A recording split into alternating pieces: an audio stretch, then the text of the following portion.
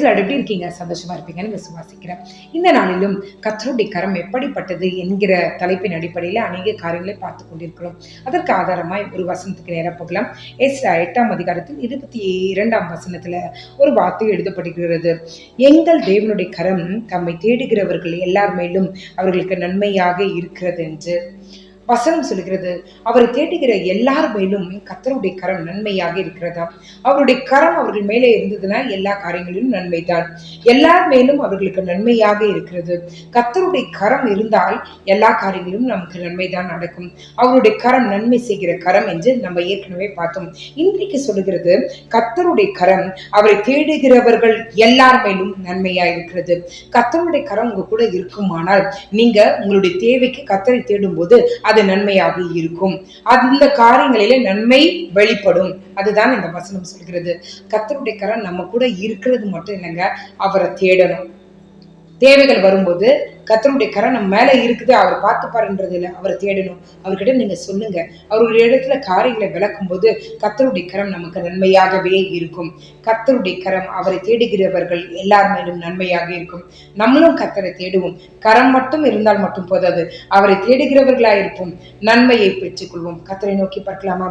எங்களை நேசிக்கிற நல்ல பரம பிதாவே, நீ தீமையை அல்ல நன்மை செய்கிறவராகவே சுற்றி திரிந்து நன்மை செய்ய விரும்புகிற ஒரு நல்ல தேவன் ஆண்டவரே, உம்முடைய கரம் எங்களோடு இருக்கிறது மட்டுமல்ல, நாங்கள் எப்பொழுதும் உம்மை தேடுகிறவர்களா இருக்க கிருபை செய்யுங்க.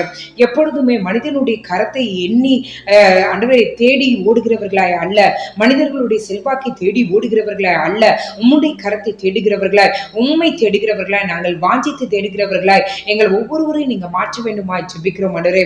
கர்த்தருடைய கரம் அவரை தேடுகிற யாவருக்கும் நன்மையாக இருக்கிறது, நன்மையாக செயல்படுகிறது என்று வசனம் சொல்கிறதே. அப்படியே எங்களுடைய வாழ்க்கையிலும் நீ நன்மை செய்யும் ஆண்டவரே, நன்மையை செய்யுங்க ஆண்டவரே. எங்கள் வாழ்க்கையில் மட்டுமல்ல, எங்களை சார்ந்திருக்கிறவர்கள் எல்லார் வாழ்க்கையிலும் நன்மை செய்யுங்க ஆண்டவரே. உம்முடைய கரம் எங்களோடு இருக்கிறது மட்டுமல்ல, எப்பொழுதும் உம்மை சார்ந்திருக்கிறவர்களாகவும் உம்மை தேடுகிறவர்களாகவும் எங்கள் எல்லாரையும் நீங்க மாற்ற போறீங்களே, அதுக்காக உமக்கு நன்றி.